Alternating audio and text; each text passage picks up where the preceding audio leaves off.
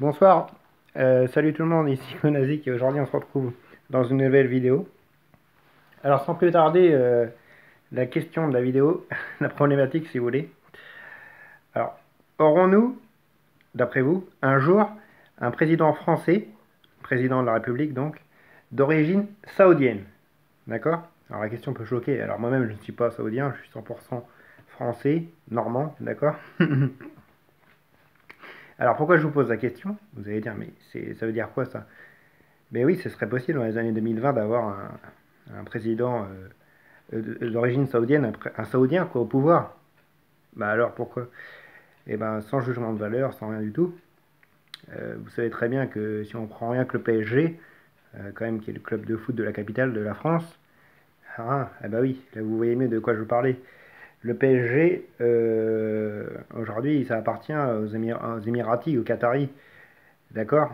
Aux Émirats arabes, et il y a beaucoup de Saoudiens qui investissent actuellement en France et qui achètent beaucoup de choses, d'accord? Avec les pétrodollars.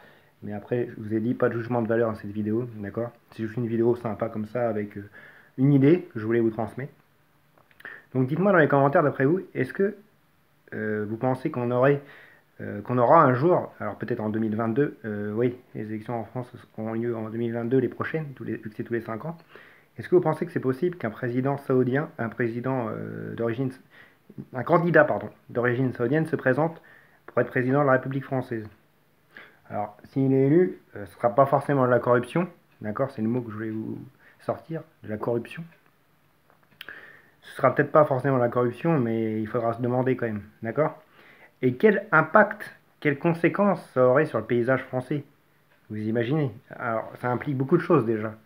Voilà, un président français d'origine saoudienne, est-ce qu'il serait pour ou contre la laïcité? Est-ce qu'il remettrait en cause la laïcité? C'est-à-dire, parce que la plupart des Saoudiens, mais pas tous après, mais la plupart, la majorité des Saoudiens sont d'origine, enfin sont musulmans, quoi. Pour ne pas tourner autour du pot, la majorité des Saoudiens sont musulmans. Donc ça veut dire, est-ce qu'il y aurait davantage de construction de mosquées?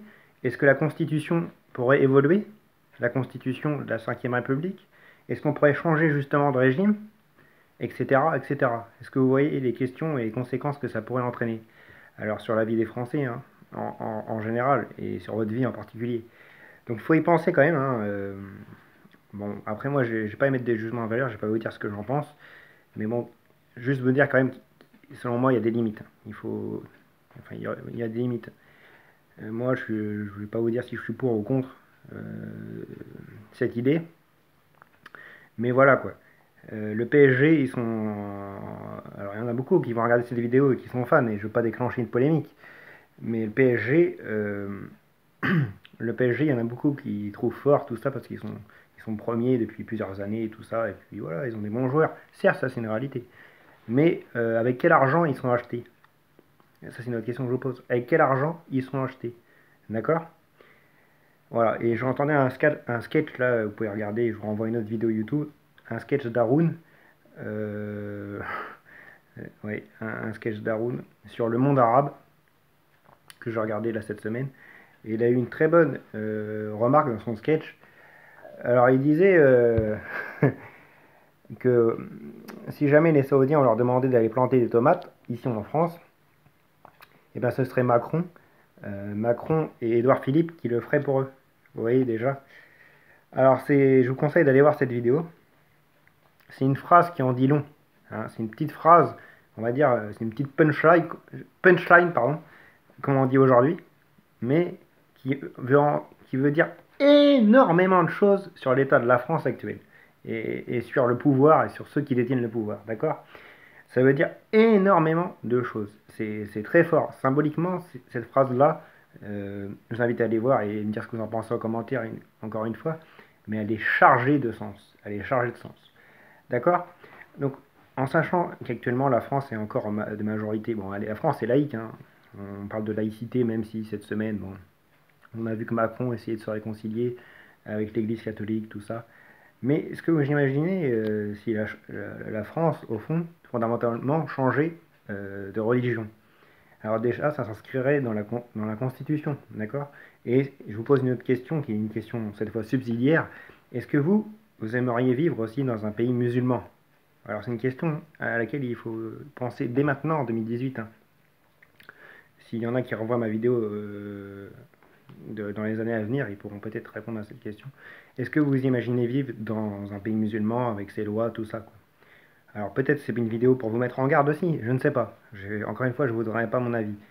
Mais voilà, il faut y penser et voilà, la France a des racines chrétiennes, même si on pratique plus, même si on ne va plus à l'église aujourd'hui, de moins en moins en tout cas nous les jeunes. Et ben voilà, il y a des racines chrétiennes d'amour, de partage, tout ça quoi. J'ai pas envie de juger l'islam, d'accord, une fois de plus, je suis très mal placé. Mais voilà, juste, il faut y penser que les mentalités pourraient également évoluer, parce que si la constitution change, les mentalités évolueront aussi, d'accord? Et pour ceux qui auraient éventuellement l'occasion d'aller en Arabie Saoudite ou dans les Émirats arabes d'ici cet été, eh ben, allez-y, vous verrez comment ça fonctionne dans ces pays-là, d'accord? Vous verrez comment ça fonctionne en cas d'infraction, etc., d'accord? Et vous aurez peut-être un aperçu de ce que deviendra la France, d'accord? J'ai pas envie de dire Inch'Allah. Mais voilà, donc je vais m'arrêter là, parce que la vidéo commence à être un peu longuée. Mais il faut y penser, la France, est-ce que va-t-elle, bon ce serait vraiment très extrapolé de dire ça, mais je le dis quand même, est-ce que la France va devenir telle l'Arabie Saoudite? Voilà.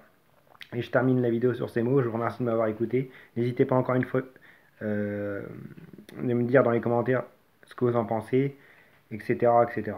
Et en plus, avec tous les migrants que l'Europe accueille, malheureusement, c'est une hypothèse qui pourrait être plus que probable dans les années à venir. Alors, ça se trouve, ce ne sera même pas un président d'origine saoudienne ou émirati, peut-être tout simplement de profession musulmane.